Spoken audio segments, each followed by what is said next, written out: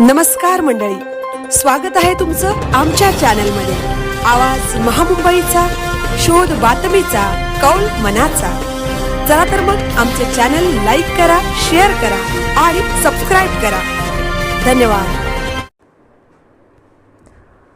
म्हसळा तालुक्यात तिरंगी लढत, कोण मारणार बाजी, उमेदवारांचे भवितव्य महिलांच्या हाती। रायगड जिल्ह्यासह म्हसळा तालुक्यात जिल्हा परिषद पंचायत समिती निवडणुकांचा फड रंगला असून प्रचाराचा धुराळा उडायला सुरुवात झाली आहे। तालुक्यात राष्ट्रवादी काँग्रेस पार्टी, शिवसेना शिंदे गट, शिवसेना उभाटा आणि शेतकरी कामगार पक्ष युती असे मातब्बर पक्ष रिंगणात असून निवडणूक चुरशीची होणार असे दिसत आहे। म्हसळा तालुक्यात 49 पांगळोली, 49 पाभरे असे 2 जिल्हा परिषद गट असून खरसई, पाभरे, सालविंडे आणि पांगळोली असे 4 पंचायत समिती गण आहेत। 50 पांगळोली गटात 10,891 पुरुष तर 11,810 स्त्री मतदार असे एकूण 22,701 मतदार आहेत, तर पाभरे गटात 9,936 पुरुष आणि 10,894 स्त्री असे एकूण 20,830 मतदार आहेत। त्यामुळे मतदारांची संख्या पाहता महिला मतदार उमेदवारांचे भवितव्य ठरवणार असल्याचे दिसून येते। तालुक्यात सध्या राष्ट्रवादी काँग्रेस पार्टी मोठा पक्ष मानला जात आहे। या पक्षाकडे गेली 2 वेळा जिल्हा परिषद आणि पंचायत समितीमध्ये सत्ता होती।